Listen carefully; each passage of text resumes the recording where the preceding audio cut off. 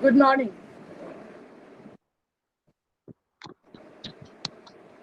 Good morning to all.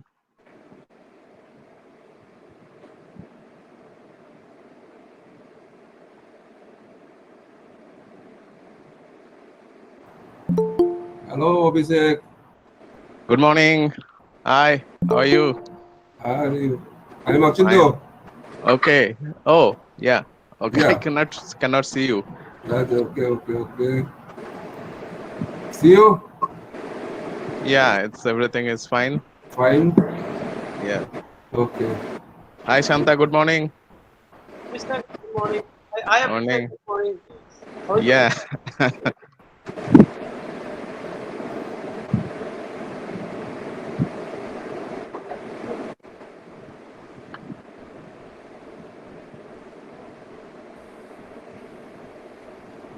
Hello, sir. बोलिए. Good morning.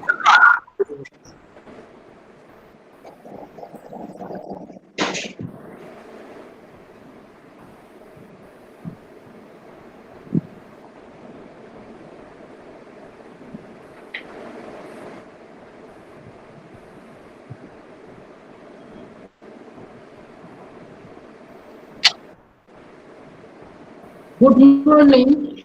I welcome you all in the one-day national level webinar Deciphering the Numerals, Cryptography and Web Security. I request you all to keep your microphones and videos off. The feedback link will be available 15 minutes before the end of the webinar. I also mentioned that the e-certificate will be sent to your registered email ID within 10 days. At the outset, Professor Shindi Sarkar, Principal, Lady Brabourne College, will inaugurate the webinar and will deliver the welcome address to the participant. I request Professor Sarkar to inaugurate the webinar and deliver the welcome address. Yeah, Madam, please. Thank you, Sharvani. Respected speakers, Dr. Abhishek Adhikari, Professor and Head of the Department of Mathematics, Presidency University, and Professor Shanta Laishram, Associate Professor of Mathematics, Indian Statistical Institute, Delhi. Respected organizers, Postgraduate Department of Mathematics of Lady Brabourne College, headed by Dr. Sharbani Goswami. Respected viewers and participants, or beloved students, a very good morning and a warm welcome to all of you. It's a wonderful occasion when the Advanced Research Center of the Postgraduate Department of Mathematics, Lady Brabourne College, is organizing a national level webinar on deciphering the numerals, cryptography, and web security. And the webinar is being started now. It's pretty clear that the topic is absolutely technical, and for your kind information, I'm not a person whose cup of tea is science. No, my cup of tea is not science. And I'm going to not to waste time by lingering my speech, but I'm pretty certain that everybody will benefit from this webinar. And after the talk of each speaker is over, I expect lots and lots of questions from our viewers, our participants will be there, and lots of their probable answers too would be provided by our speakers today. And at the end of the webinar, I'm pretty certain that everybody will be able to know a lot more new things and a lot more new ways of explaining them. And everybody present in the webinar will feel more and more enriched and more enlightened. I wish this national level webinar a grand success. Thank you. Thank you, Professor Shivli Sarkar, for your inspiring and thought-provoking speech. The first technical session will be taken by Professor Abhishek Adhikari, Head of the Department of Mathematics, Presidency University. His topic for today is big primes and their applications to internet security. Now I handed over the session to Professor Odhikari. Please, Professor Odhikari.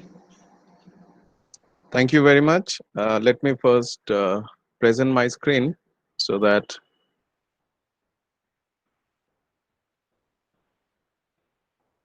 yeah, am I audible to you all? Yes, sir. Yes, sir. Okay, and my screen is visible? Yes, sir. Okay, so good morning, you all. Firstly, I'd like to thanks to the organizer for giving me an opportunity to give a lecture, maybe an interactive talk with all of you, especially during this lockdown period. Firstly, let me say a few things like I am not the HOD of our department, so I am just a professor. But yeah, so I am not the HOD.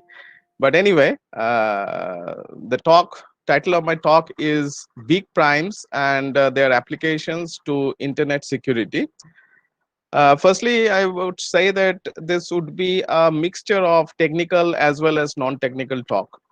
So in my talk, mostly at the very beginning of my talk, I will give the basic motivation of the talk, and that will be mostly non-technical. And then at the end of my talk, I will describe in details how we will deal with this big primes. Okay, I think some mics are on, so that's why. Yeah, so thank you. Yeah.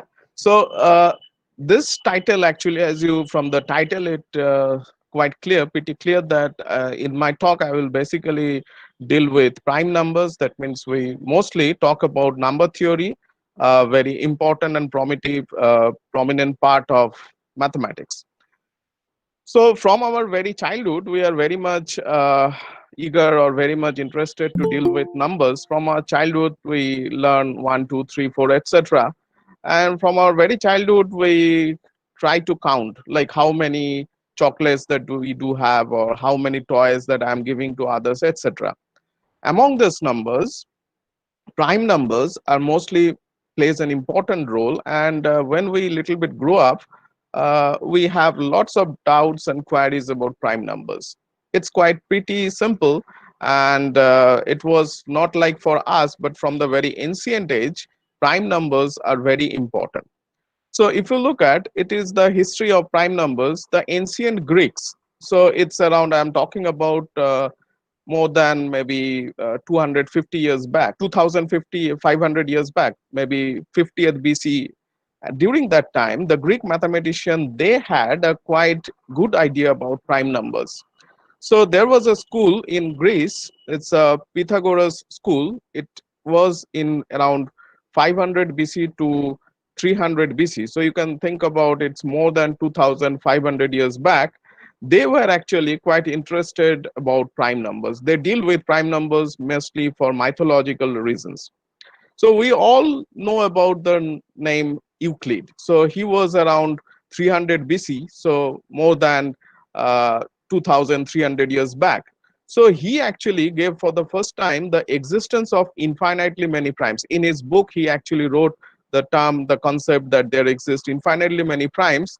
And he was the first person who actually wrote in his book the process of that we usually today use very much, this process of contradiction. That means we sometimes prove many things, like assume that something the wrong statement, and then we get some contradiction, and then we say that the statement that we assumed wasn't correct, so the opposite, that means the true statement should be the true. That is known as proof by contradiction method, and he was the guy who actually for the first time wrote it in his book, the method of contradiction. Not only that, at this time, Euclid actually gave the idea of fundamental theorem of arithmetic, which says that every, say, positive integer greater than equal to 2 can be written as a product of primes. And you know that that representation is unique up to some permutation that you all know. That means all this kind of idea related to prime numbers were quite known even more than 2005 in 2300 years back. There is another guy who was again a Greek. So Eratosthenes, he actually gave a method of how to find primes. So in the book, Euclid didn't mention about how to find the primes. That means no algorithm for getting primes were known, or maybe he knew that, but he couldn't write it in this book. But Aristophanes, for the first time around 200 BC, so you can imagine it's more than 2200 years back, he gave for the first time an algorithm or a method how to get prime numbers. Then, if you look at the history of prime numbers or number theory, it was a long gap that not much significant works during that time happened, and that age is known as Dark Age. So after that, suddenly Fermat came into picture. So he was during 1601 to 1665, and he gave lot of important results regarding number theory. And later on, Euler and Mersenne, they actually worked on it. And nowadays, this number theory, or the number theory subject, is considered to be one of the pillars for mathematics. So it's now a complete course, and there are many branches of number theory present in our syllabus. But there are plenty of very beautiful looking problems are there in number theory. For example, that was known as Fermat's last theorem, FLT. So he actually gave it around 1637. So it's very simple statement. So in number theory, the beauty of number theory is that there are many problems which can be stated very easily, but they are really very difficult to prove. It says that we know that kind of consider this kind of equation: a to the power n plus b to the power n equal to c to the power n. And Euler, Fermat, for the first time, he actually mentioned that there exist no positive integer solutions for n greater than 2. That means you cannot find positive integers, all positive integers like a, b, c, they should be all positive integers, for which if you take n greater than 2, then there exists no such positive integer ABC which satisfy this. For example, if you consider n equal to 2, then you know that if you take a properly suitably taken this right angle triangle, then you could have satisfied this kind of equations, and you know that there are infinitely many such solutions. If you consider n equal to 1, then you can see that 2 plus 3, 2 to the power 1 plus 3 to the power 1 equal to, say, 5 to the power 1. So that means for n equal to 1 and 2, you could have infinitely many solutions, which in which this a, b, c are all positive integers. But it says that there exists no such solution for n greater than 2 if all of them a, b, c are positive and n is should be strictly greater than 2. So the statement looks very simple and it's very easy to understand. While Fermat did it, so he actually, how it came into his mind. So he was actually reading a book. It was again an ancient book. So the book is called Arithmetica, done by Diophantus. So he was actually reading the page of this book, and suddenly this kind of idea, the statement of this kind came into mind, and he wrote it, the statement, into the margin of this kind of book. And he said that since he knows the solution, that there exists no such, and he knows the proof of this statement, but since the margin does not have enough page for him to write all the proof, he escaped it. And he told that he knows the proof, but he was unable to do because the margin doesn't have enough space. But you'll be surprised to know that it took more than 350 years to prove the statement of this result. And finally, in 1994, Andrew Wills, he for the first time gave the correct proof of this result. So this was known as Fermat's last theorem. So the statement looks very pretty, very simple, but it took more than 350 years to prove this statement. Another very cute looking problem is known as Goldbach conjecture. So it was around 1742 he actually proposed this, and he wrote this letter to Euler, where he mentioned about this conjecture. He said that every integer, even integer greater than 2 can be expressed as the sum of two primes. So it is a modified version, because at this time he actually uh, took 1 as a prime number. That's why 2 can be written as 1 plus 1. So according to him, the statement was true, but nowadays we don't consider 1 as a prime number. But that's why this statement here, he actually mentioned for including 2, but now we exclude 2 for the current situation, we don't consider 1 to be as a prime, and then he took that every, we can consider this as every even integer greater than 2 can be expressed as sum of two prime numbers. For example, here now I will show you software which is known as Sage Math. So in the syllabus of undergraduate syllabus of Calcutta University, we do have this Sage Math. So using this Sage Math, we can do a lot of things. Like for example, this is an example of a Sage Math code, and I can show you this result, like Goldbach result. So I will request any of the participants, please write in the chat box any even number which is greater than, say for example, greater than 4. Consider any even number which is greater than 4.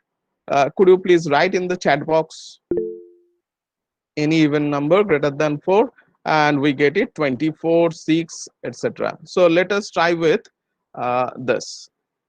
Okay, so yeah, so here is my,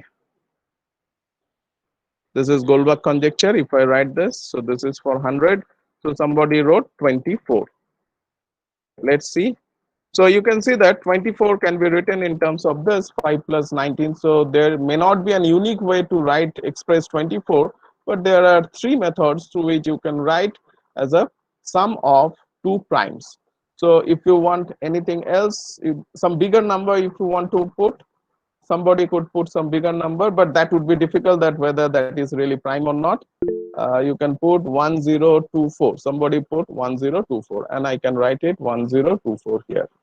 So 1024. 24 was already there, and you can see that this is the through which you can write this. So this is a Sage programming things, and you can do many things. Especially I will show you how big numbers can be dealt with using this kind of software, and it's quite handy.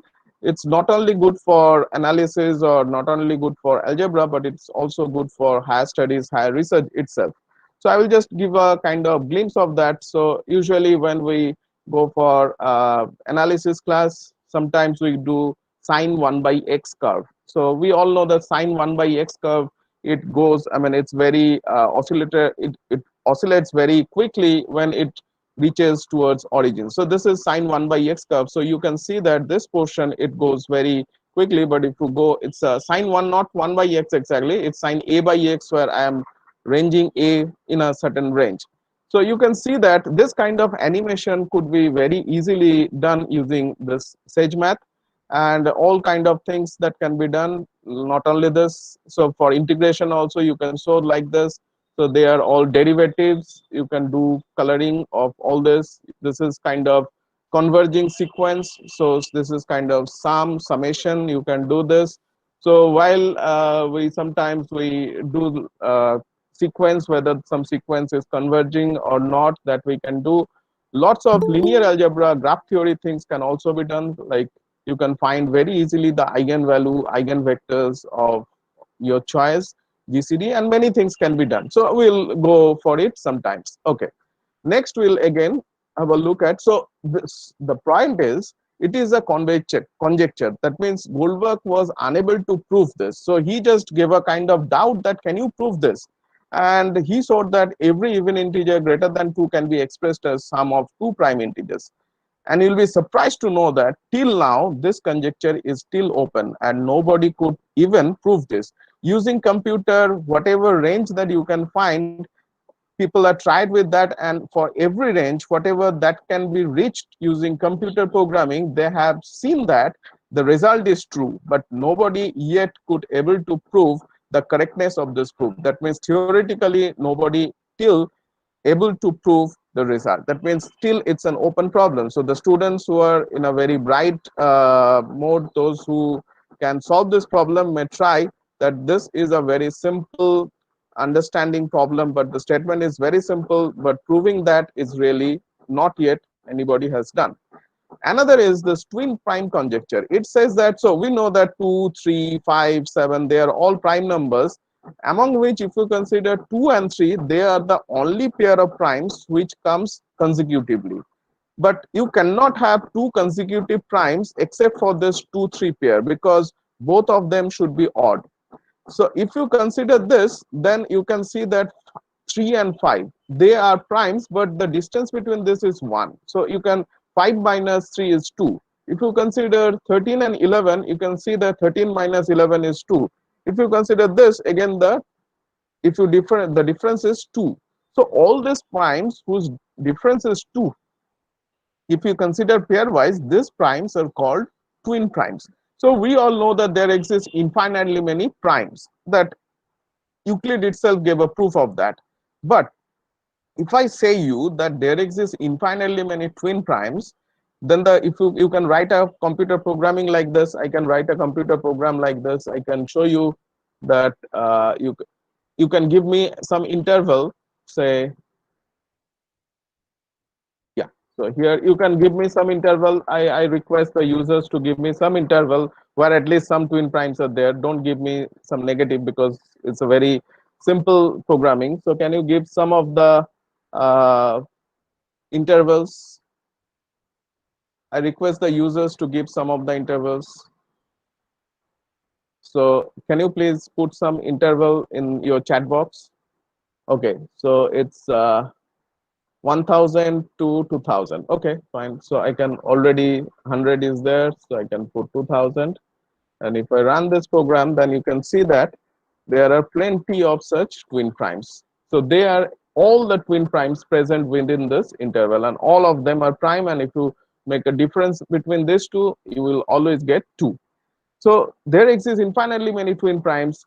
This is a statement, and the computer scientists or mathematicians, when they run the program with computers, whatever range that they can go, they always find there exists some kind of twin primes. But you will be surprised to know that not there exist infinitely many twin primes. The statement in true sense, for number theoretic sense, for integers, that is not even proved.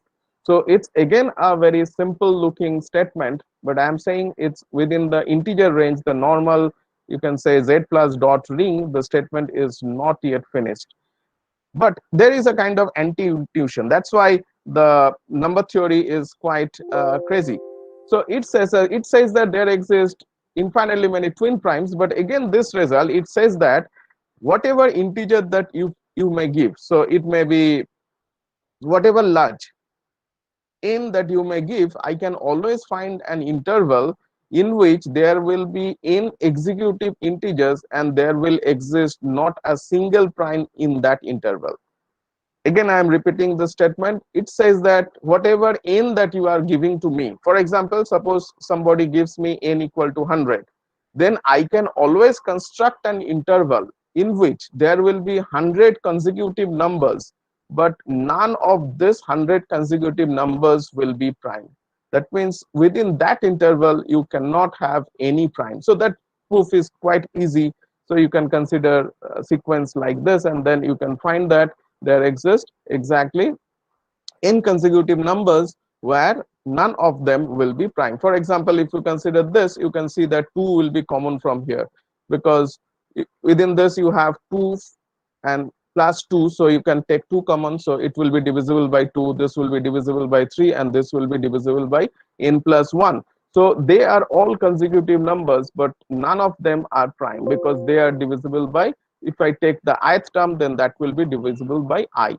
So it says that there exist infinitely many twin primes, and it says that there exists a kind of interval in which there will be no prime at all. So whatever n, so you can give n whatever big that you like. So that's a kind of crazy things. Okay, so there are plenty other very simple looking statements, but there are plenty of such statements, but none of them are proved. So there are plenty of open problems still there in number theory. But the question that comes to our mind is there any application of this kind of number theory? So mostly that we do is mostly the theoretical, but the question is, are there any application of this kind of number theory? And in my talk, I'll basically try to show that this number theory has a lot of application in our real life, especially when we deal with cyber security. So the prime numbers, especially, they actually comes like a shield. When we use the term shield, that means it gives a kind of protection against some malicious attacks. For example, nowadays we all use the online things like cloud computation things, where Google provides us many things like Gmail, or many times we put our data in the storage of Gmail or Google Drive. Not only that, we sometimes do online transaction, online payment. We buy something and we do some online shoppings, and we pay the money using our credit card or debit card, or using the online transaction or online e-banking, and etc. Also, we very often use the WhatsApp. And in my talk, I'll show that how the prime numbers play an important role in doing all kind of this kind of things, and how it gives you the security behind that. Okay. So you'll be surprised to know that this is a prime number. And in real life, this big prime numbers are required to give us the protection. So this prime number actually is a 904 digits long. So if you can see the last digit, I'm not sure if you can see the last digit, its last digits, two digits are 69. I hope that you can see this. So if I ask you whether they are prime or not, then I'm sure that you cannot check it, because at the last digit you say that the last digit is odd, it's 9. So it's not even that I can understand. So it is not an even number. So it may be prime or may not be prime. But in my talk, this is the basic idea of my talk, that how to find this big prime numbers using even a small computer. Okay. So that I will come to later on. But before that, let us try to see in real life why these prime numbers are required. So if you look at our daily lifestyle, in early morning when we get up, instead of doing our brush, we go for our mobile. So first thing, most of us usually go for our mobile instead of before doing our brush. And there we put some crazy patterns or some pin to get into the mobile, to see how many likes that I get on my photo or my comment, or tweet somebody, or any tweet message that we have, or we check our email, any important or unimportant mail, whether that came to our email or not. When day goes on, when we are little bit more active, then also we do many things, like we do some chatting or making calls, we check our daily newspaper, or we do online shopping, we see all the news in YouTube and many important things, and maybe do some online banking and etc. Even when we are in a relaxed mode, then also we do all the things with our mobiles. Not only that, during our bedtime, we are quite active with our mobile, and sometimes the mobile actually slips onto our head. And all the things are being done very easily by using lots of apps that are installed in our mobile. And using these apps, the operation of mobile is so easy that a child can operate it very easily. And so we feel very confident that we can do anything that we like using our mobile and internet. Okay, so let us have a kind of statistics that how much data that we usually consume. So it's a little bit old. It's a data for 2019. It says that Google processes over 5 exabyte of data per day. Now, what is exabyte? 1 exabyte is 10 to the power 9 GB. Can you believe this? 10 to the power 9 GB. So usually when we deal with our computers, now the computers are in TB, but it is in GB. So 5 exabyte is 10 to the power 9 GB. So 5 into 10 to the power 9 GB. That means Google processes every day 5 into 10 to the power 9 GB of data. Google handles 1.2 trillion searches every year. 1.2 trillion, 1 trillion is 10 to the power 12 trillion. So now you can understand Google is very much busy with all the searches and dealing with all the data. If you consider Facebook, Facebook generates 4 petabyte of new data per day. 1 petabyte is 1 to the 10 to the power 6 GB. Can you believe that Facebook generates 4 into 10 to the power 6 GB, and that too in 2019. 350 million photos are uploaded per day. User generate 4 million likes per every minute. 1 million is 10 lakhs. So 40 lakhs likes every minute, and that too in 2019. If you consider WhatsApp, WhatsApp has nearly 500 million users. It processes more than 70 million messages a second. So a huge amount of data are being used every day. If you consider during this lockdown period, but it's the data from Hindustan Times, and it's at the early stage of this lockdown period. So it says that data from the Department of Telecommunications showed that between March 22 and March 28, Indians consumed an average of 307 petabyte of data. The daily average consumption in this period was 9% higher than 282 petabyte of data used on March 21, the day Janta curfew was announced. So you can understand this consumption of data has increased much during this lockdown period, and nowadays all of us not only doing the academic work, but as well as we do see a lot of movies, a lot of games we play. So we are too much busy with all of this data. So that's why somebody nicely told that data is the new oil. But with all this advancement of science and technology, at the same time, we have seen lots of drawbacks as well. So with this science and technology and data, ATM schemings are now quite common. So sometimes we lose our money from the ATM due to some kind of hacking problem and all. Fraud on credit card is also very common. You can see that the card in today's scenario, if you look at your credit card or debit card, you will find a golden color chip is being implanted inside your credit card.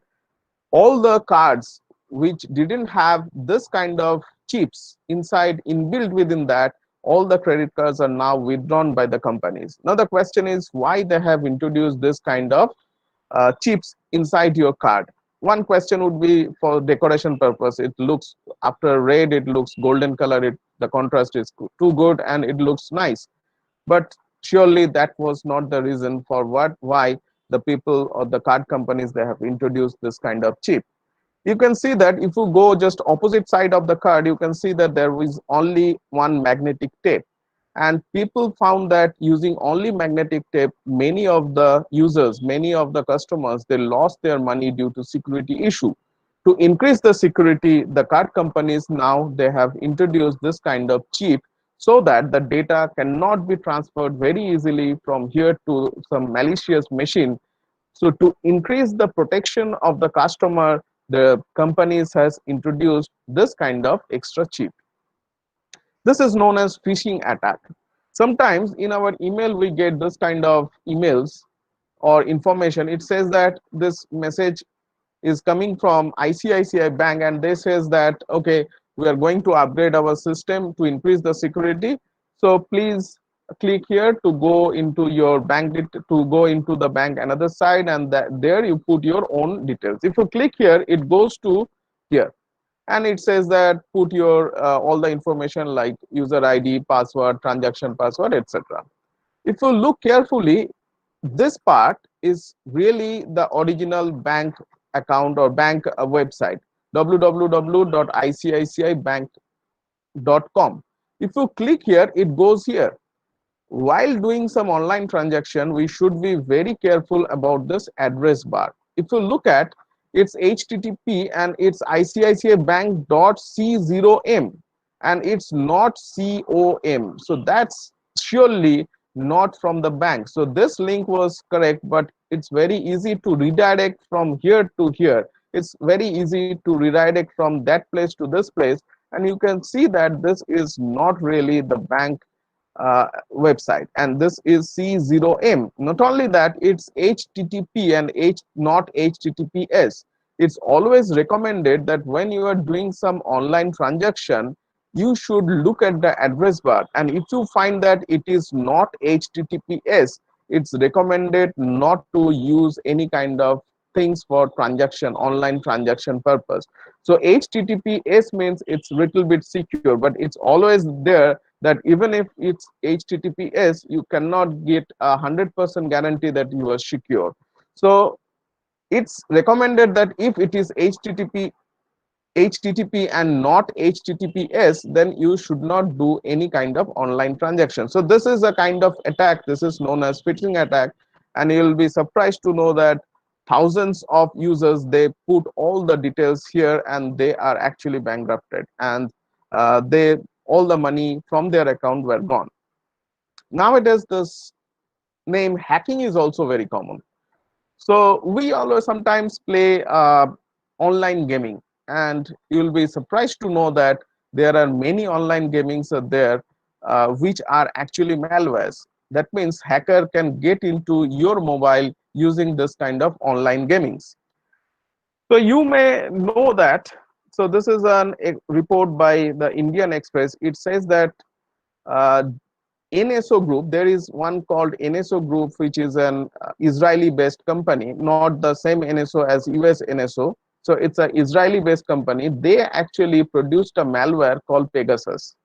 So this is a malware which can get into your mobile, and it is so powerful that it can access your not only your data, but it can operate your mobile's camera and microphone. So now think about, without your knowledge, if your camera of your mobile is on, then what may happen? All the microphone it can open on from the remote place. So that's horrible. And you might have heard about the death of Jamal Khashoggi. So he was an activist and a journalist, and his death was like a kind of assassination. And there it has been revealed that this Pegasus software or the malware were used. So we have to be very careful while installing this kind of, for example, this kind of softwares. So they are considered, now the Indian government has already banned this kind of softwares, and there are many other apps which are under scrutiny that Indian government is going to stop their users. For example, they, whenever we install some of the apps, you can see that they not only ask for your messages, they also ask for your images, they also ask for your location. Now suppose you want to do some software or some apps which is actually used for your travel purpose, so car booking, some apps, now that may require your location, your message, but why they are going for our photos and all? So that is quite suspicious. So we have to be very careful. But unfortunately, now all the apps, they want all the control of your mobile, and unless you give all the control of that, you it won't work properly. So we have to do like this, but we have to be little careful about while installing some new apps. So there is another concept known as dark web or dark net. So if the hackers, they hack your machine, then what they will do with your machine? So most of the cases, the hackers, they want your personal data like your password, that your bank account details, bank account password, etc. Now when they get this, sometimes they use for their own sake, or sometimes they actually want to shell it. Now if I am a hacker and if I want to shell it publicly, then I will be caught. That's why there is a place or a marketplace in internet which are known as dark web or darknet. If you use your things in dark web and darknet, the main advantage for the hackers or the illegal dealers is that the anonymity of the users are kept secret. That means you cannot, or it's very difficult to understand who is the seller and who is the buyer. That's why this kind of dark web or darknet place are quite, hello, yeah, so this kind of dark web or darknet place are quite popular for the hackers or for illegal dealers. And you may see that your data, if that is being hacked, that are being sold here with this kind of data are being sold, quite common in dark web and darknet, because there the anonymity is preserved. That means who are the sellers and who are the buyers is not very easy to understand. If you go a little beyond, now in India you might have seen all high-end cars like BMW, Ferrari, or uh, many other cars, Lamborghini, etc. So to increase the efficiency of the car, there is one small chip or small computer is being planted inside the car, so that that computer can communicate with all the parts of the body to increase the efficiency. It has been found that that small computer can be hacked, and if that can be hacked, then the control of the car may be done from outside. That means even if the car will have a driver, the driver may be useless, and you can control the whole car from outside, from a remote place, and the driver cannot control the car. You can increase your speed, or you can increase, or you can change the direction of the car from a very remote place, and that's possible. Not only that, it's again a shocking news. It came into a newspaper. It says that not only car, but the pacemaker that we use.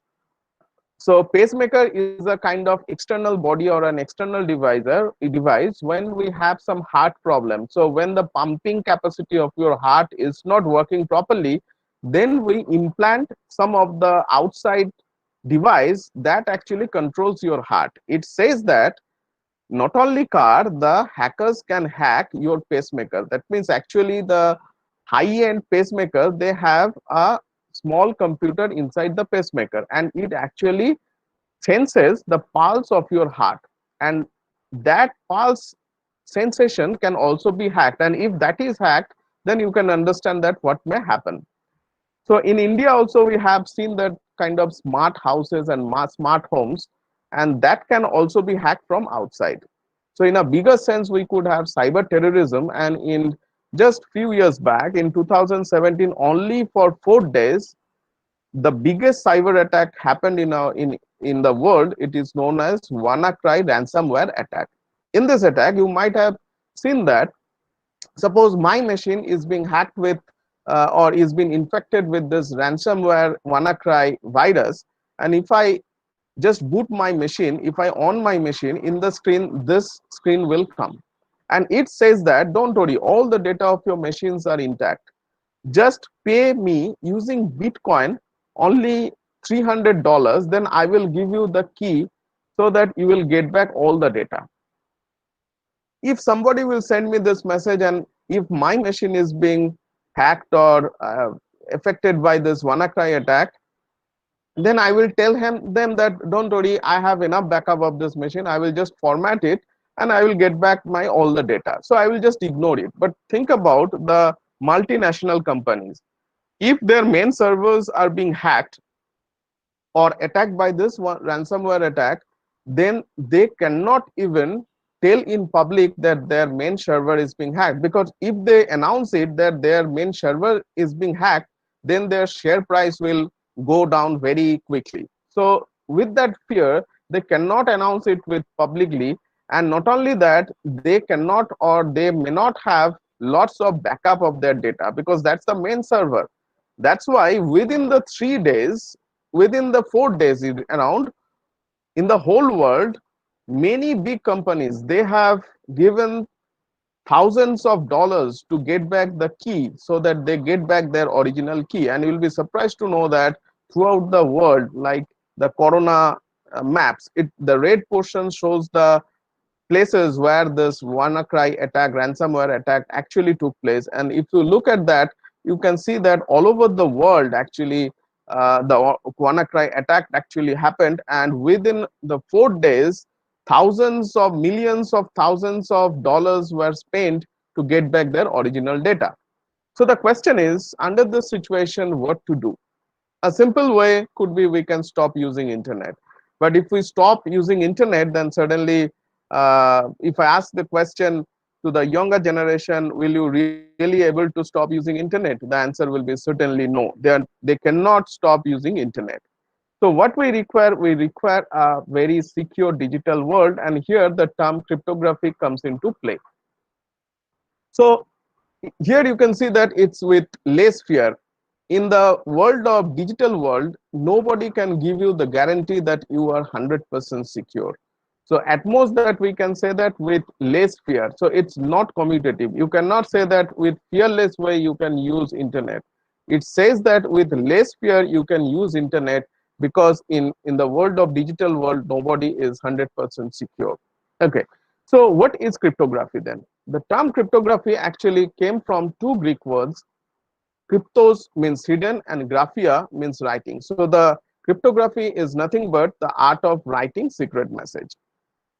So the basic idea here is, if somebody say A wants to send some message to some person B, then if some other guy, say some opponent, wants to listen what is being sent, it would be really difficult for the opponent to get the message, but it would be very easy for B to get the information. That means if the message A is being sent to B and B is the intended guy, then it would be easy for B to get the message, but any other third person, it would be really difficult to get the information about the message. Okay, so let us try to explain few things related to cryptography.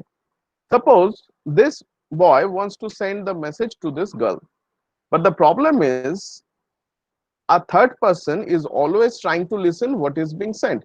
So this boy wants to send the message using some internet technology, so it will come using some cloud and all. So this third guy is actually trying to listen what is being sent. Till now there may not be that problem, but the problem is this guy not only listens what is being sent, but this guy has the ability that it can modify the message. So suppose this boy sends some message to this girl, and this boy actually modifies the message, and when she will get this, she may find something illegal. So this boy cannot send the original message directly. The original message in cryptographic sense, we call it plain text. So he needs some lock and key system so that the original message will be locked, and this locked message will be sent through internet to this girl. Now there is a lock and key here. Now this locked message will be sent using this internet, so this third party or this bad guy will have the access of this locked message. But this process of converting plain text into ciphertext using this lock or using this key is known as encryption. So encryption is nothing but a mathematical process through which you can convert the plain text into a ciphertext using some key. Now when this girl will get this lock message, unless she will have a key to open that lock, she will also not be able to get the message. But certainly she will have some key corresponding to this key, and she will able to get back the ciphertext to the plain text. So the process through which the ciphertext is being converted into plain text using this key is known as decryption. So encryption and decryption are the basic parts of cryptography. So that is the constructive part. But like this third party or the bad guy, there may be other bad guys who are always trying to find some loopholes or weakness about the scheme. So they are called bad guys, and this process is known as cryptanalysis. That means they are trying to analyze the cryptographic scheme that is being used by this boy and this girl. So these bad guys are known as adversaries. So adversaries are nothing but these bad guys who are always trying to find some loopholes or weakness of the scheme to get some information either about the message or about the key. So this is a bigger subject which is known as cryptology. So cryptology actually consists of two topics. One is constructive, known as cryptography. One is destructive, that is known as cryptanalysis. So cryptology actually consists of two topics, cryptanalysis and cryptography. So in cryptography or cryptology, there are two basic primitives. One is known as symmetric key. For example, if this key and this key, they are happen to be the same, then we call it symmetric key or private key crypto system. But if these two keys are different, then we call it asymmetric key, where these two keys are different, and that is known as asymmetric key crypto system or public key crypto system. So AES and RC4 are two examples of symmetric key crypto system, and RSA Elgamas, they are examples of asymmetric key crypto system. Now first have a look at some of the examples of symmetric key crypto system, and that is quite old one, but that was done by Julius Caesar. It's around 50th BC, so around 50 years back it happened. So what is that? So let us try to explain the whole thing using the English alphabet. So here we had A to Z alphabets. So assume that Julius Caesar want to send this message to some of his subordinates. Say cryptography is fun, he wants to send this to some of his subordinates. Suppose Julius Caesar and his subordinate, they are actually fighting in two different battlefields, and during the battle time they want to have some kind of communication. But before going to battlefield, Julius Caesar and his subordinate, they decided that they are going to use k equal to 11 for future communication.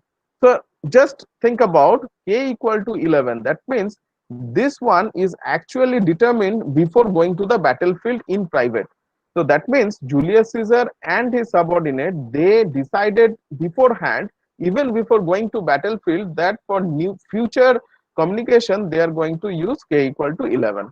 So here cryptography is fun is the plain text. So when Julius Caesar, so now Julius Caesar and his subordinate, they are in different battlefields with k equal to 11 in their mind. Now Julius Caesar wants to send cryptography is fun to his subordinate. What Julius Caesar did at that time is not this message he actually sent to his subordinate, but instead of his, he sent this message. Now how to make this message? See here, C. So we have only 26 alphabets and we can rename them according to say roll number. Say for A I put it 0, for B I put it 1, for C I put it 2, and so on. So there are from starting from 0, so we have Z, we have 25. Now if I have a mapping like this, then cryptography is fun becomes, say for C, roll number for C is 2, k equal to 11 means shift C 11 times to the right. That means 2 plus 11, that becomes 13. So C becomes N.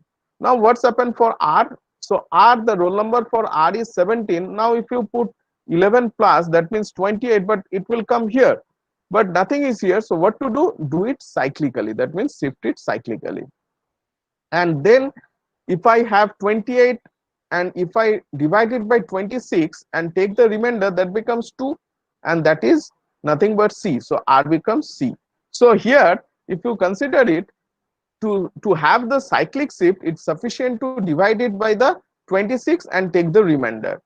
So I am sure that now you can understand by using so this will be the ciphertext, and this ciphertext will be given to the subordinate. Now subordinate knew in advance that Julius Caesar sent this and they are going to use k equal to 11. So when he will get this information, then what he will do? He will just, so N, C will just left shift 11 times and then N becomes C, and when he gets C, that means 2, he will cyclically left shift 11 times and that becomes R, and so on. So the subordinate will get back the information. Now the question is how to explain the encryption and decryption algorithm using abstract algebra. So surely when group theory came into picture, Julius Caesar, I'm sure Julius Caesar had no idea about the axiometric definition of group theory, but he did it in a different way. But now in modern age, we can explain the whole thing using a very simple thing known as group theory. Now I am giving you a kind of hints. So this is a hint. So we are very busy with all the time, and using this clock, you can understand that we can associate this scheme. The encryption function can be explained very easily by using some group theoretic technique. For example, if you look at this clock, and if I ask you, in your clock, have you ever get the time 13? You will always get 1, but never 13. After 12, you are always getting 1, 2, 3, again 12, again 1, 2, 2, 3, and so on. That means always you are doing some modulo operation, and that is nothing but Z12. So you can consider the clock itself as Z12, where 12 can be considered as 0 element. Mathematician can very easily think 12 as a 0 element of this group Z12, and then you can explain the whole thing. Similarly, here also for encryption purpose, we can consider, instead of this, we can consider Z26, and then the encryption function is nothing but this is the plain text, 1 character, then that will be shifted right k times. In my previous example, the value of k was 11, and whatever you will get, that will be your ciphertext. So encryption of x will be x plus k modulo 26. Now how to decrypt this? Whatever ciphertext you will have, you just have left shift, that is nothing but minus of k modulo 26. That will give you the idea of basic concepts of Caesarian cipher. Now what is the main advantage of this, or what is the basic idea for this, is that both Julius Caesar and his subordinate have to carry the value of k. That means before going to war front, they have decided that they are going to k equal to 11 for future communication. But it may happen that suppose this boy wants to send the message to this girl using some internet, and this girl actually stays far apart, suppose the opposite half of the world, then for them it's really difficult to communicate beforehand to have a common key k equal to 11. So since in my previous case both Julius Caesar and his subordinate, they use the same key k equal to 11, this scheme is known as symmetric key. So this is an example of a symmetric key. But in real situation it may happen that it is really difficult for both of them to agree upon a common key because they are staying far apart. They may send this common key by say Gmail or by WhatsApp. Then you may think that okay, this WhatsApp or Gmail, at least WhatsApp company or Gmail company, they may know what is the value of key, or even how the Gmail will communicate with each other to have the common key for the secure communication. So this boy and this girl cannot have a common key in advance. So under this situation, the question is how to communicate. So it was a challenging problem till 1976. And till 1976, it was assumed that it's really not possible to have two different keys to use for communication. But in 1976, for the first time, Diffie and Hellman, they came into picture and they first proposed the Diffie-Hellman key exchange protocol, and that also deals with prime numbers. So I will now very quickly come into how the big primes come into play. So Diffie-Hellman, for the first time, they actually came into picture and they showed an way how these two common keys can be established even if they communicate with each other in this insecure channel, if you have quite a descent like uh, a big prime, like a 300 digit big prime. So now you can understand why these big primes are important. Okay, but in my talk I will not go into the much details of Diffie-Hellman key exchange protocol, but I will again go to another cryptographic scheme that is known as public key crypto system, where they are going to have a common key, or they will not a common key, they will use two different keys to communicate with each other, but still they are able to communicate with each other. So that idea is known as public key crypto system, and that idea actually came just 1 year after that, Diffie-Hellman, so 1977. So three mathematicians or computer scientists, Rivesh, Shamir and Adelman, they for the first time came up with a scheme that is known as RSA public key crypto system. So that was the first public key crypto system known as RSA public key crypto system. So before going to RSA public key crypto system, let me explain briefly what is the basic motivation for public key crypto system. Now, if I ask you the question, if this boy wants to send some message to this girl, who should take the initiative first? I'm again repeating the question.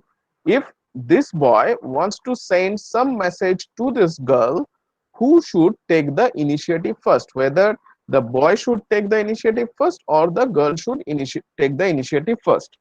A very quick answer could be the girl should take the initiative first. Sorry, a boy should take the initiative first because he is going to send the message. But if you think quite carefully, then it's not the boy but it's the girl who should take the initiative first, because the girl should have a mobile with a valid connectivity. Unless the girl will have a valid number with a internet connection, then the boy won't be able to send the message. So she should have a valid mobile. That means the infrastructure should be made by this girl, and then this boy should know the mobile number, and then after knowing the mobile number, he can send the message to this girl. So unless this girl will have a mobile, he won't be able to send the message to this girl. So that is the basic idea for public key crypto system.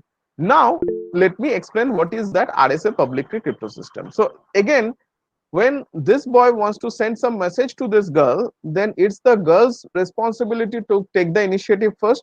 So she will first make an initiative. So she will make two different keys. One key is known as public key, another key is known as private key. So like when this boy wants to send a message to this girl using email, so first thing is that the girl should have an email ID. So when she is going to open an email ID, that should have two components. One is email ID, another one is the password for the email ID. Now she can make public the password, the email ID. That means she can put the email ID in her website or somewhere, and she can keep the password with her. When the boy wants to send the message using this email ID, his idea would be to get the email ID first. That means she actually has two components. One is public, another one is private. Public is the email ID. Likewise, in public key crypto system, there are two keys. One key is public, which are made public, and there is one part which is known as secret that she is going to keep with her. Now, when it has one public component, this boy will first capture the public ID, this is public key, and using that public key he sends the message. Now since the girl has the private key with her, she will get back the message using her public key, so private key. So that is the idea for public key crypto system. Now I will come into the point how the big primes are playing the important role. So RSA crypto system is basically based on a hard problem known as factorization problem. But for mathematician, it's really difficult to understand why it is called difficult. For example, if I ask you 35, if I give you 35 and if I ask you, can you factor 35 into prime factors? You can say that very easily, I can easily factor 5 and 7. If I give you this, it may take a little bit of more time and you can say that, well, I can factor it in this. But if I give this, you say that, okay, I cannot do it by hand, but I can certainly write a program that will give me this. But if I give you this, and if I ask you, can you factor this? You are now stuck because your machine won't give you that result, because this is a product of these two big primes. Now the questions are they really primes? If they are really primes, then how did I get this? So now my basic idea is how to get this big primes, and based on this big primes, this RSA crypto system is on. So now I am targeting towards how this, I am skipping this part. Now I am going directly to how to get this big primes. And if you have this big primes, then I will show you. So the idea is, if I have this in, then it's really difficult to get back this, not only from you, but for supercomputers also. There exists no efficient algorithm by using these computers which can give you these two values from n. But you can very easily find, that is my main goal of my whole talk, how to get this big primes. So I will show you, you can very easily find this big primes, but you can, if you have the product of these two big primes to get this value, then from here it's really difficult to go back here. That means it's an one way. So you can very easily find this P and Q, you can very easily multiply them to have P into Q to get N. But if you have N, then it's really difficult for you to go back to PQ. Based on that, this RSA crypto system is there. So the basic idea for RSA crypto system is to factor this. So it's a difficult problem in the sense that it's not only for your small machine, but even for a supercomputers, it's not really possible for them yet, because there is no known algorithm is known which can factor these big numbers into these two primes. Based on that assumption, the RSA crypto system is there and it's still working. So now the basic aim for my talk is how to get these big primes. Okay, so when I am talking about prime, so this is known as primality testing. So whether a number is prime or not, if I want to check this kind of testing is known as primality testing. So if I ask you to write a program, or if I give you some idea of how to find whether the number is prime or not, the input should be a positive integer. Of course, it has to be, if it is even, then you know that this is not prime, except for 2. But if you, unless, I mean, for large prime, it should be an odd number. So input would be a kind of n, and your output will be whether the number is prime or not. So how to check this? So usually what we do, we just consider, take all the numbers 2, 3 till n minus 1, and if sum of the I divides n, then suddenly your conclusion will be the number is not prime. But if none of this 2, 3, n minus 1 divides n, then your conclusion will be the n is prime. But if you think about this big primes, if p and q are of this big primes, then you can think that it will take around n many steps, where n is of this form, say 300 digit long. Then it is not possible for your machine to compute. So one may think that, okay, instead of n minus 1, one can replace it by n by 2. That will also do. And still, n by 2 is again a very big number, which your supercomputer even won't be able to do. So one may think that, okay, instead of n by 2, you can make it little more efficient by making it square root of n. So instead of 2, 3, n minus 1, you can go 2, 3 till square root of n. Then also this results is 2. And still, if you have, say, 900 digit prime, then square root may be around 450 digit prime, 50 digit integer, 450 digit, and your supercomputer will also fail to run that many steps. So you need to have something extra or something more. So suppose this is a prime which is 904 digits big, and this prime, and if you take a square root of this, then that will around contain 450 digits. And if you run this program with square root of n, that will have 450 digits, and your supercomputer may take the time which would be more than the time of the universe. So you cannot use this kind of algorithm for getting this prime. But I get this prime. So the question is, how did I get this prime? And you'll be surprised to see that this small machine actually able to find this big primes. So let me check what are the primes. Yeah. Hello. So, any question?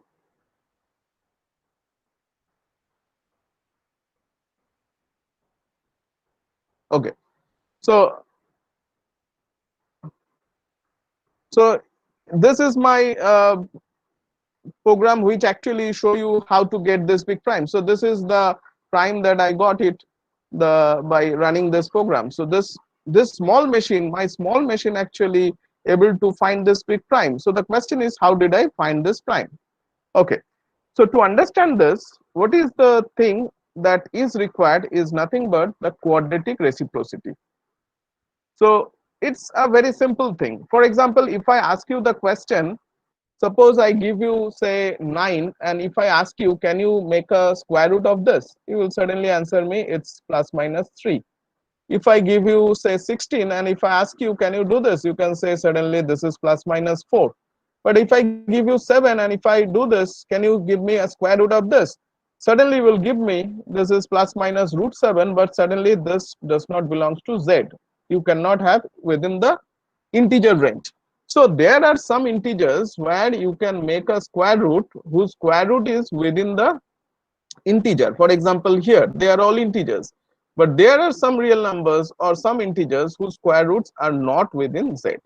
Now if I extend this question, and if I consider, say, zn star. So what is zn star? We know that zn with respect to plus, that forms a group, but if I consider zn with respect to dot, then suddenly that will not form a group.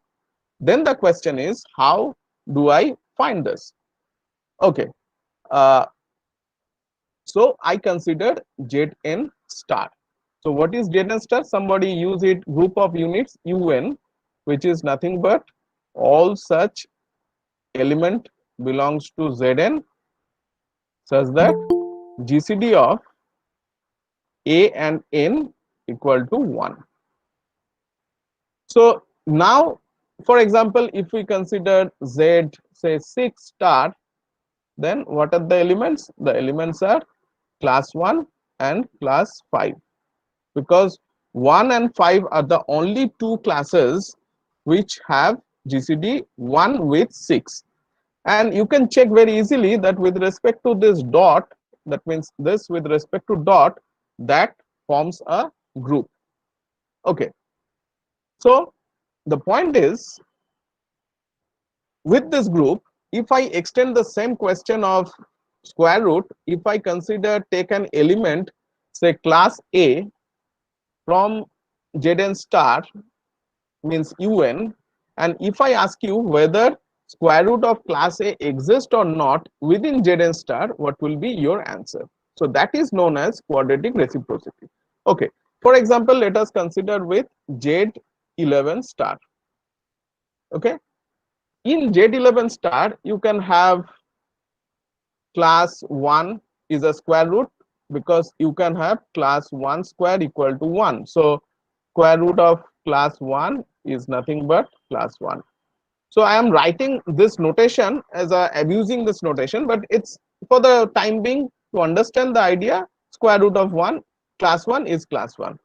Similarly, if I ask you what would be the square root of class 4, you can certainly say square root of class 4 will be certainly class 2, because class 2 square is 4. Similarly, if I have class 9, then you can have class 3 square equal to class 9, and so on. But if I ask you, is there any other within Z11 star whose square root exists, you may be stuck here, because you can very easily see that now the 16 actually goes out of 11. But don't worry, take, say, if I consider class 5, then you can see that it is nothing but class 4 square, because we are now in Z11, not in Z. So root of class 5 is nothing but class 4. Similarly, if we consider class 3, then this is class 5 whole square. So all these elements, they do have square roots. Now the question, if I ask you whether the radius of the sphere. Yes. Inside the right. hello, yeah, okay. So these are the all elements whose square root exists. Now, if I ask you any other elements whose square root are whether the square root of that element exists within Z11 star, to check that we can take other squares like up to 1 to 6, 1 to 5 we have taken. If I consider say 6 square, what I'll get? I'll certainly get class 3. Similarly, if I take 7, I'll get class 4. If I take 8 square, and this is nothing but 9 square, and this is nothing but 10 square. Why this is happening? If you remember, when we did it for integer, in case of 9, the square root was plus minus 3. So here similar kind of things will also happen. So since square root of say 4, this should be plus minus 2. And what is minus 2? Minus 2 is nothing but class 9. That's why the 9 will also satisfy the same thing, because 11 is prime. So depending on 11, we have exactly 2 square roots. So we have seen that these are the elements whose square root exists, but there exists no other elements whose square root exists within Z11 star. For example, there are many other elements like class 3, class 6, class 7, class 8, class 10. So there are these 5 elements whose square root are not exist, because if their square root will exist, then suddenly they will come here, but they are only the 5 elements whose square root exist. So if you see that square root of these 5 elements exist and square root of this 5 element does not exist. So that is the idea of quadratic reciprocity. So if you look at the definition of quadratic reciprocity, it says that if n is a positive integer, then we say that an integer a is a quadratic residue modulo n if and only if GCD of n equal to 1 and the congruence x square congruent to a mod n has a solution in the integer set of integers. That means actually what we are finding it, whether a is a quadratic residue or not, if I find some x within that class such that this happens. So that is nothing but writing this in terms of x square congruent to a modulo n and whether some integer solution exists or not. Okay, So if I ask you the question whether class 3 is a quadratic residue modulo 11 or not, so you see that class 3 is here. So class 3 is a quadratic residue modulo 11. But if I ask you now this question whether, say maybe I can write it here, whether say class 31 is a quadratic residue modulo 101. If I ask you this question, then that will be difficult for you to understand or to answer, because you have to check all the 100 values. 101 is a prime number.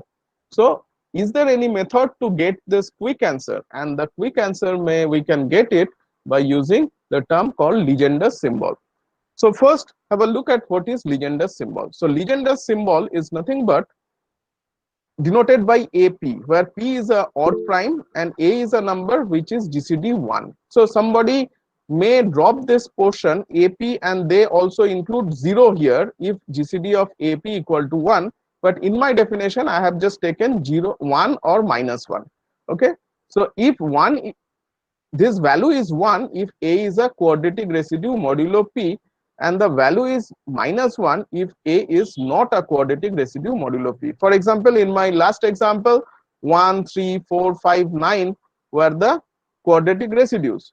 So you can put A equal to 1, 11, its value is 1. You can put 5 here, 5, 11, the value is 1. But if you take 2, 6, 7, 8, 10, they are all minus 1. So this is Legendre's symbol. But again, if I ask you, so can you find now this? Then still we don't have any tool to do that, because only definition cannot help me to give. So I need to check, so to whether 31 is a quadratic residue modulo 101 is sufficient to check whether this Legendre's symbol is 1 or minus 1. Okay, let me check. So this is very important property. It says that if GCD of A and P equal to 1, then the Legendre's symbol here is equivalent to A to the power P minus 1 by 2 modulo P. So this is a kind of formula. And if you want to really see the proof of this, the proof is not very difficult, but it requires the property of cyclic group, that if P is prime, we know that group of units ZP star, if P is prime, then that is cyclic, and based on that we can prove it very easily. It's not very involved. So if you want to do that, you can check it. Okay. So if you have say 31, 101, and I can use this formula, then I will have, this is nothing but 31 to the power P minus 1 by 2 modulo 101. And this value is nothing but 31 to the power 50 modulo 101. But if you look at 31 to the power 50 modulo 101, how do I calculate it? But for computers, it's very easy. There is a method known as square and multiply algorithm, which can very easily calculate the value 31 to the power 50. So it doesn't matter how big it is, within the range, it can calculate very easily. So there is a polynomial time algorithm known as square and multiply, but still we are not quite convinced that we can find this value 31 Legendre's symbol 101 by hand. Okay, let me check, is there any more formulae are available? Okay, so it says that there are few more available formulae, but still we are not able to find this exact value, this value. Okay, so let me check any other formulae are available. Yeah, so that formulae is quite important, that is known as law of quadratic reciprocity.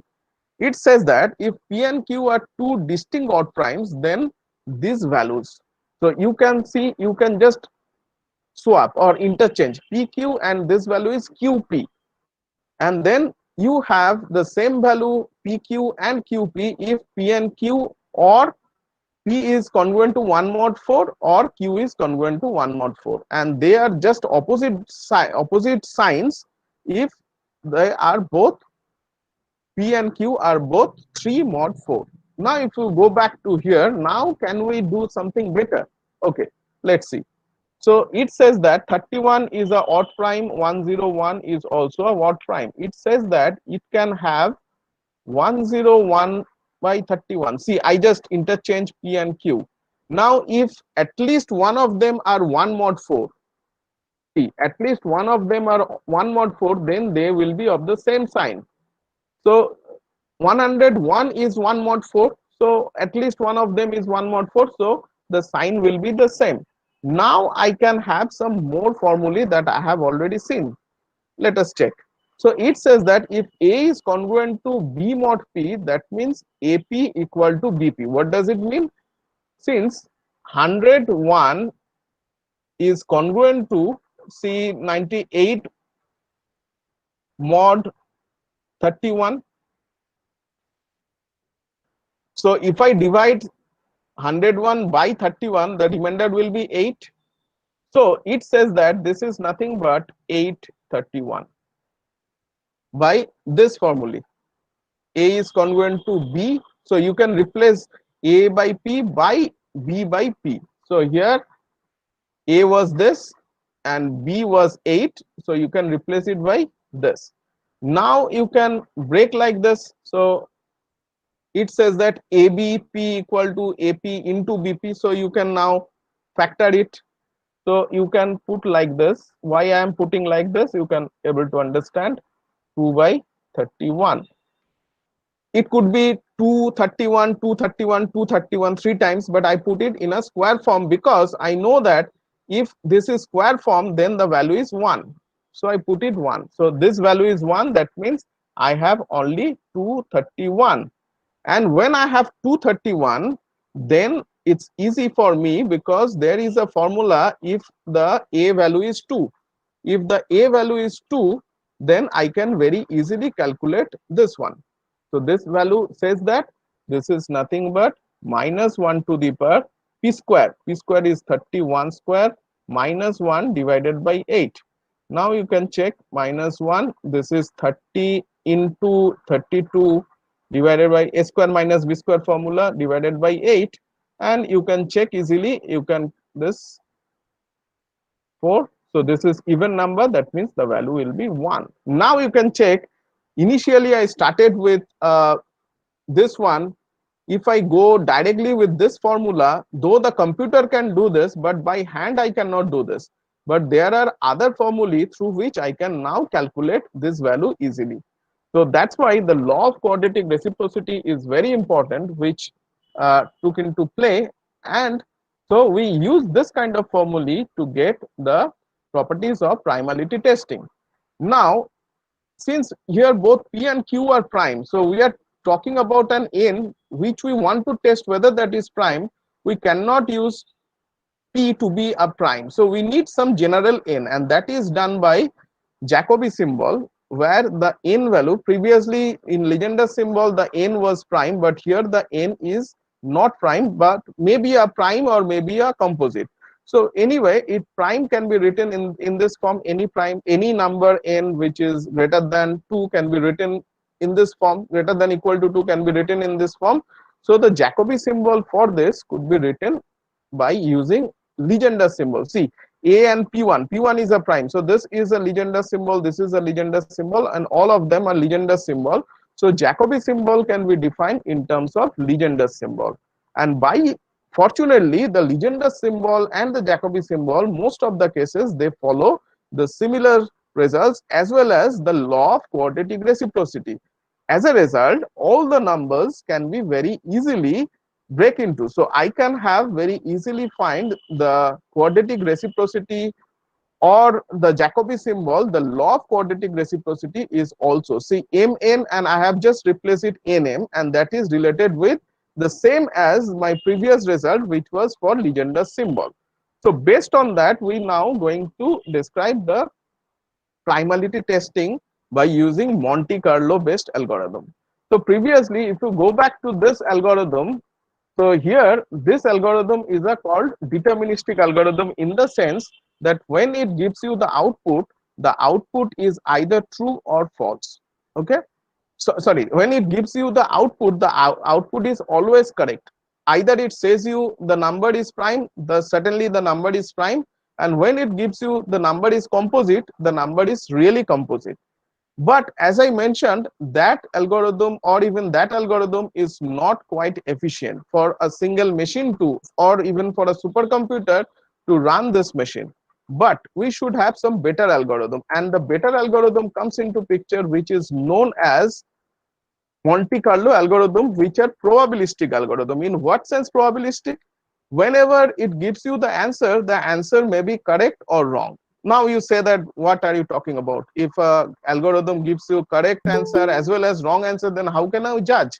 Yes, that's why we call it sometimes yes biased Monte Carlo algorithm. So when the algorithm gives you the answer yes, you will know that it is absolutely correct. But when it gives you answer no, then there might be some error within that algorithm. That means Monte Carlo algorithm, if it is yes biased, then when it says you yes, when it gives you back some yes answer, then suddenly the answer is 100% sure that you are correct. But when it gives you answer no, then there might be some error while it returns you back the no answer. Now the question is, if it is says yes, then it's fine. But when it says no, then how do you guarantee a scheme? So the idea is try to bound the error. So if you have some algorithm which can bound the error, and if you know that if you run the algorithm several times, then the error of probability will go less, then your algorithm is good, and that is known as Monte Carlo yes biased algorithm. And now I am going to give you an algorithm which is known as Solve-Strasson yes biased algorithm. See, I want to check whether a number is prime or not. So my question would be primality testing. If it gives you yes, that means the number is prime, and if it says no, the number should be not prime, that means composite. But the conditions that we are going to use here is actually the reverse condition. That's why look at the question statement. My question is not exactly whether the number is prime or not. My question is composite. So if your answer is yes, that means the number is composite. But if your answer is no, then the answer should be not composite, that means prime. So I have actually changed the question pattern. So here the question is composite, not like is prime. My question is composite. So here the yes answer means your number is composite, and the no answer means the number is prime. So let us have a look. Here, if you go back to this result, sorry, uh, just a minute. Yeah, this result is says that if p is prime, then a to the a p Legendre symbol value is this. Okay, that means p primes implies this. Its equivalent condition would be if that is not equal, then suddenly the answer would be p not prime.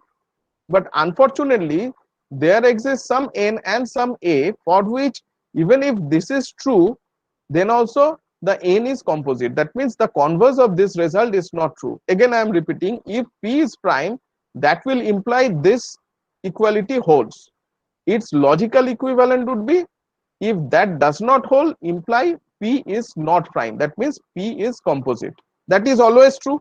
But if I ask you the converse of this result, it says that p primes implies this holds.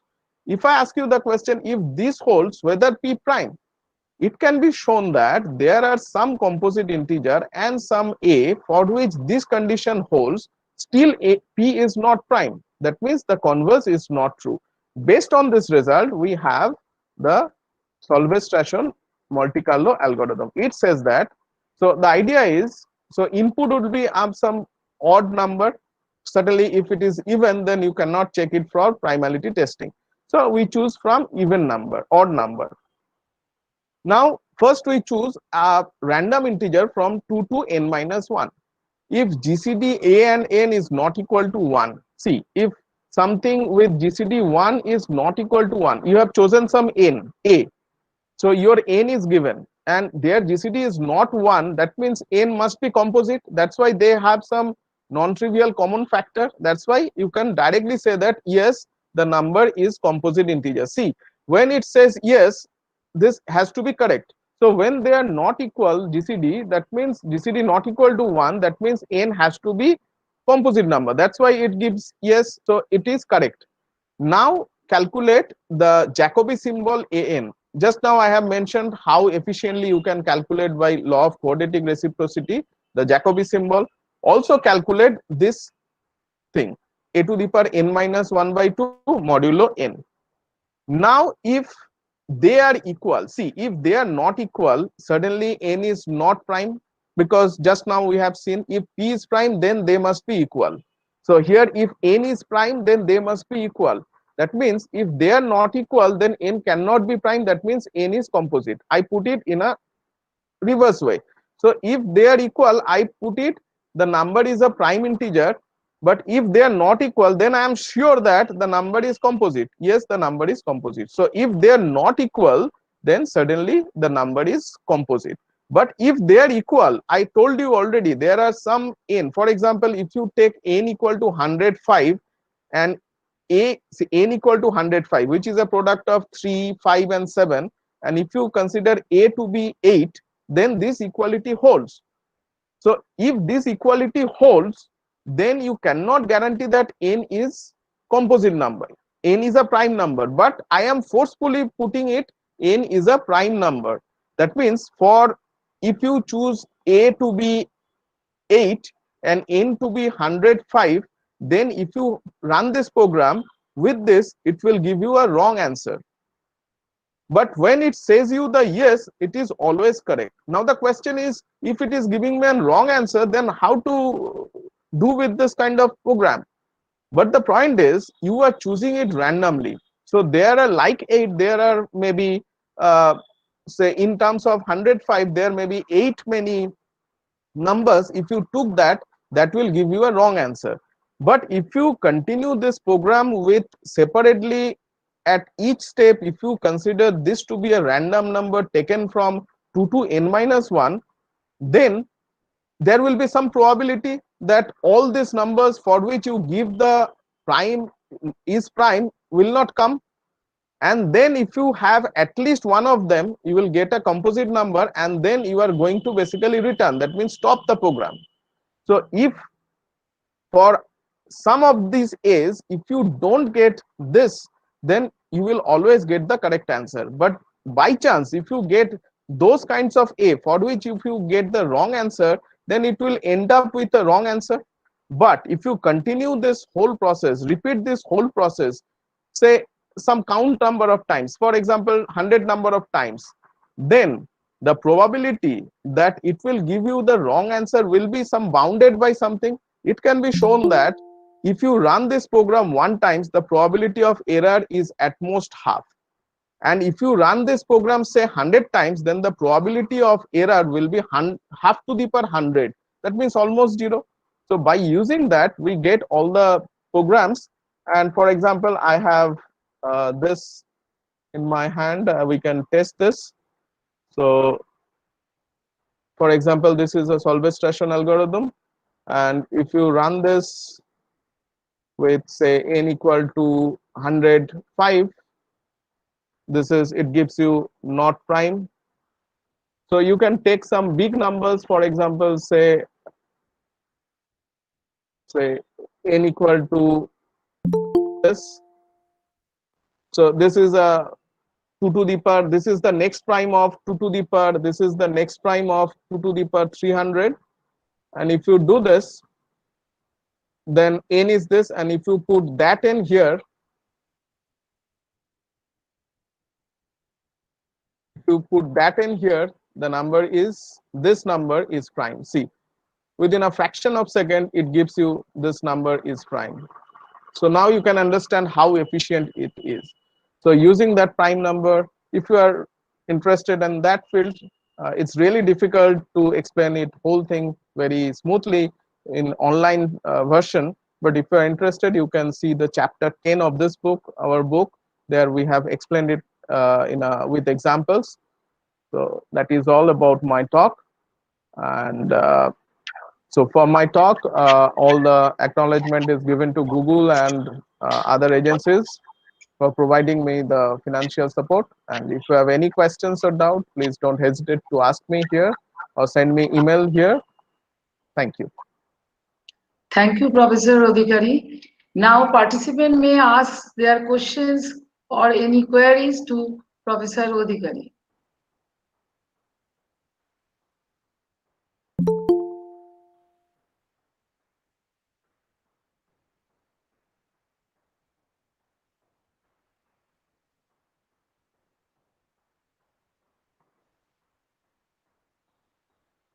So if you have any question or queries, you can write it on the chat box.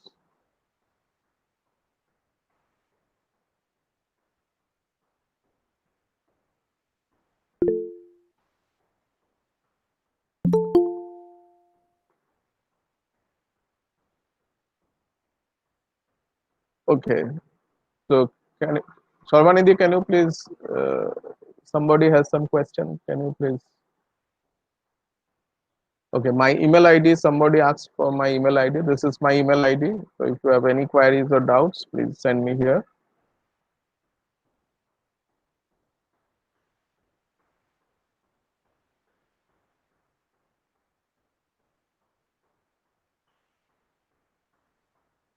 Yeah, so somebody is saying about quantum computers. Yeah, that's a good question. So as I mentioned that by using the hardware that we have, like all the machines that uses CPU and all, for them no good algorithm yet present, but for computer computation there are some algorithm. One known algorithm is known as Schnorr's algorithm, which actually uses quantum computation. So for quantum computation the algorithm is available, but the major problem is not the machine is ready. So it's like Raman, in like Raman is ready but Ram is not present here. So you can see that the algorithm is there. So in one day when that machine will come, suddenly one can factor big numbers, but not yet with the normal supercomputers that we have. So I am saying that normal in that sense, the quantum computation or quantum machine will certainly have big powers compared to the supercomputers even that we have today, which are considered to be the super. But quantum supremacy has not yet arrived. So when it will arrive, it will certainly able to break that system, but it's not yet there. Yeah, any other question?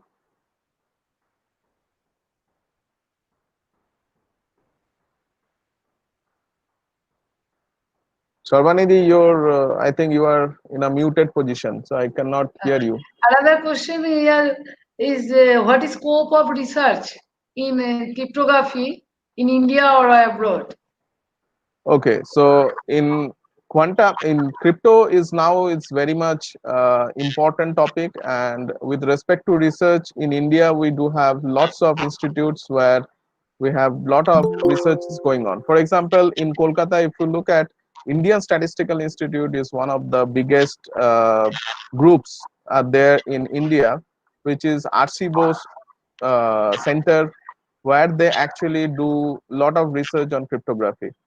Apart from that, you could go for various IITs. For example, in IIT Madras, they would have a, in IIT Kharagpur, they also have a, in lots of IITs, there are now many cryptographers are there. Kanpur IIT, they have started new course on certification course on information security. In ISI also, they have a course on MTech program for 2 years on cyber security and information security. So there are huge scope of crypto in nowadays. And in abroad, there are many places like in Leuven, in UK, in France, there are many places where you can do your research. It's a very hot topic now, and as you understand, cyber security is required for everybody.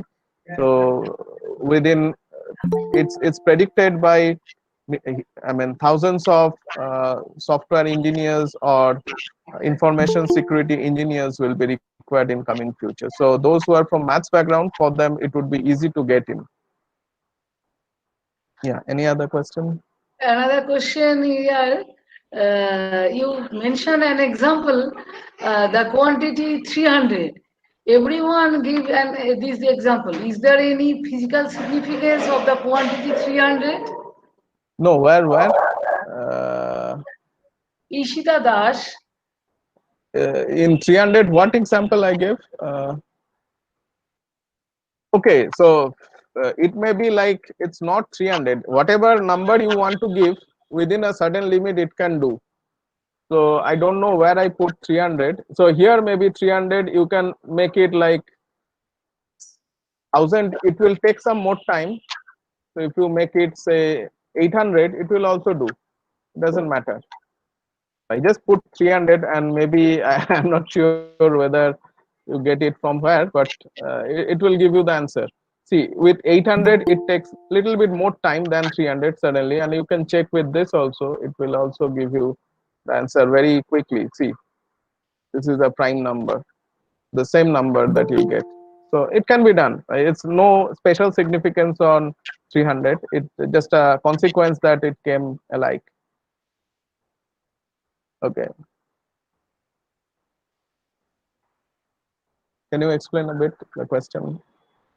Another question here, can quantum data transfer methodologies be complemented in classical computers or mainframes? Okay, the basic problem would be like the measurement of the quantum data. Like if you know that if you try to measure thing, then that maybe it's really difficult to store data. But nowadays it's possible, and with fiber optics they are trying to do. But I am not an expert on quantum computation or quantum information theory, so they are trying to do, but they have a kind of distance problem. So you cannot send the data far away. Like the projects and many scientists, physicists, computer scientists, mathematicians, they are trying to solve this problem, but I think that is really in a, I mean, in a very research stage, not at a practical purpose. But certainly we all hope that that will certainly come up. And something, whenever the quantum power will come, then also this for, it would be kind of hybrid section like that what you mentioned. So it's like it would be like hybrid. Something would be quantum, for example the key agreement may be quantum, and then the process would be a classical crypto process. But that is not at present state, but they are in a research state, and I'm sure that one day suddenly quantum supremacy will come into picture. Yeah. Another question here, but we are going to the time of short of time, I think. So is computational complexity used in the area of crypto? Certainly, unless how can I say that an algorithm is efficient or not? So unless you analyze it in terms of computational complexity, it's really not possible to judge whether that's a polynomial time algorithm or not. So to find an efficient algorithm, that means to find an polynomial time algorithm, one has to analyze the algorithm in terms of complexity theory. And so complexity theory is really important in cryptography.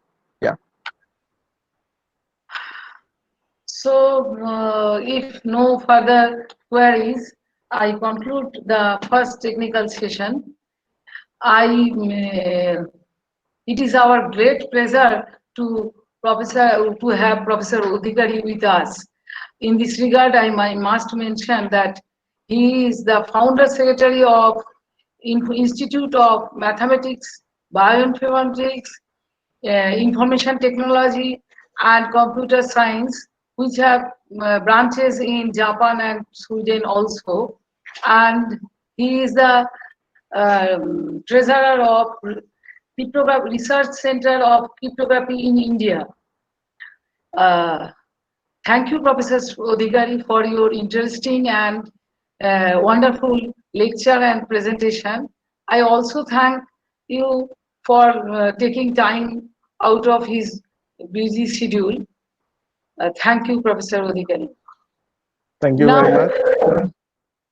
Now there will be 15 minutes break.